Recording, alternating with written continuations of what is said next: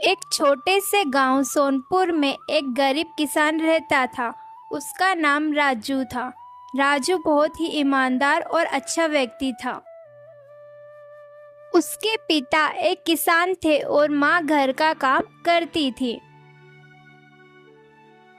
राजू बचपन से ही बड़े सपने देखता था। वह चाहता था कि उसका परिवार गरीबी से बाहर निकले और गांव के लोग उसके परिवार की इज्जत करें। गांव के लोग अक्सर उसे ताना मारते, अरे राजू राजू, सपने देखने से कुछ नहीं होता है। राजू चुपचाप सुन लेता लेकिन कभी भी हार नहीं मानता। एक दिन राजू जंगल में लकड़ी काटने के लिए गया। तेज धूप पड़ रही थी। दोपहर का समय था। काम करते करते वह थक गया और एक बड़े से पेड़ के नीचे जाकर बैठ गया। तभी उसकी नजर एक मिट्टी पर दबे चमकदार पत्थर के ऊपर पड़ी। राजू ने उस पत्थर को उठा लिया। तभी एक अजीब सी आवाज गूंजी, जिसके दिल में सच्चाई होगी वही इस पत्थर की शक्ति को पा सकेगा। राजू डर गया। उसने चारों तरफ देखा लेकिन वहां पर कोई नहीं था। वह उस पत्थर को घर ले गया। रात को जब सब जन सो गए तब राजू उस पत्थर को ध्यान से देखने लगा। अचानक पत्थर चमकने लगा। फिर एक बूढ़े साधु की परछाई दिखाई दी। डरो मत राजू, यह कोई साधारण पत्थर नहीं है बल्कि यह एक जादुई पत्थर है। साधु बोले, यह पत्थर अच्छे इंसान की मदद करता है और बुरे इंसान के लिए यह एक अभिशाप बन जाता है।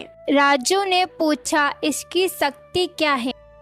साधु मुस्कुराए और बोले, यह तुम्हारी मेहनत को 2 गुना कर देगा, लेकिन अगर तुम लालच करोगे तो यह तुमसे सब कुछ छीन लेगा। यह कहकर साधु गायब हो गए और राजू पूरी रात सोचता रहा। अगली सुबह राजू खेत में काम करने गया और उसने पत्थर को जेब में रख लिया था। उस साल गांव में सूखा पड़ा था। सभी किसानों की फसल खराब हो रही थी। राजू के पिताजी बहुत परेशान थे और वह बोले, अब क्या होगा बेटा? राजू ने हिम्मत दी और कहा कि चिंता मत करो पिताजी, सब कुछ ठीक होगा। उसने खेत में बीज बोना शुरू किया। तभी कुछ ही देर में काली घटाएं छा गई। तेज बारिश होने लगी। सभी किसान खुश हो गए। लेकिन सबसे ज्यादा हैरानी इस बात की हुई कि राजू के खेत की फसल दूसरों के खेत के मुकाबले ज्यादा होगी। हरे भरे गेहूं देखकर गांव वाले दंग रह गए। गांव का जमींदार रघुवीर पीछे खड़े होकर यह सब देख रहा था। जरूर इसके पास कुछ न कुछ राज है, उसने सोचा। एक रात उसने अपने नौकरों से कहा और बोला कि पता लगाओ कि राजू के पास ऐसा क्या है। नौकरों ने राजू पर नजर रखी और देखा कि राजू हमेशा अपने साथ एक चमकदार पत्थर लिए घूमता रहता है। रघुवीर समझ गया और उसने कहा, यही राज है। उसने पत्थर चुराने की योजना बनाई। उधर राजू पत्थर की सहायता से गांव वाले लोगों की मदद करने लगा। जिसके घर अनाज नहीं रहता वह जाकर उन्हें अनाज देता था।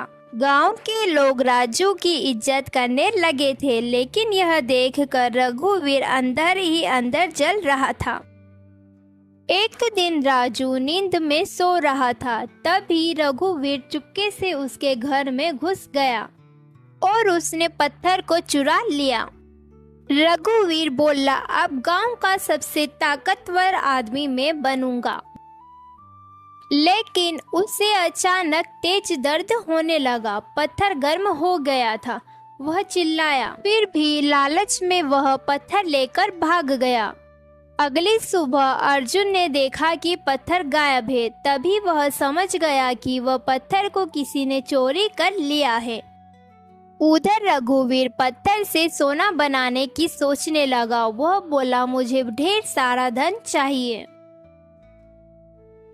अचानक उसके बड़े से गोदाम में आग लग गई और लोग चिल्लाने लगे और वहां से भाग गए। कुछ ही मिनटों में सारा अनाज जल गया, लेकिन रघुवीर का लालच खत्म नहीं हुआ। अब पत्थर रघुवीर को अजीब अजीब सपने दिखाने लगा। उसे रात में अजीबोगरीब आवाजें सुनाई देती। लालची इंसान, तेरा विनाश निश्चित है। रघुवीर पागलों की तरह चिल्लाने लगा।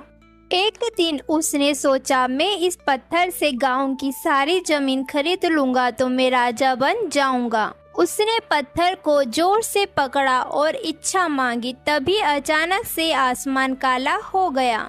फिर पत्थर उसके हाथ से निकलकर हवा में उड़ गया और रघुवीर अचानक गिर गया। तभी वहाँ पर साधु प्रकट हुए। मैंने चेतावनी दी थी, साधु बोले। रघुवीर कांपने लगा, बोला, मुझे माफ कर दो। यह पत्थर केवल नेक इंसान की मदद करता है और लालची इंसान को बर्बाद कर देता है। इतना कहकर साधु ने पत्थर उठा लिया। साधु राजू के पास पहुँचे। साधु बोले, राजू, तुमने इसकी शक्ति का सही उपयोग किया है, लेकिन तुम्हारी अंतिम परीक्षा अभी बाकी है। कैसी परीक्षा? अगर तुम्हें चुनना पड़े कि तुम्हारा सुख या गांव की भलाई, तो तुम इसमें से क्या चुनोगे? राजू थोड़ी देर चुप रहा और उसने बोला, मैं गांव की भलाई को चुनूंगा। साधु मुस्कुराए और बोले, यही तुम्हारी सबसे बड़ी ताकत है।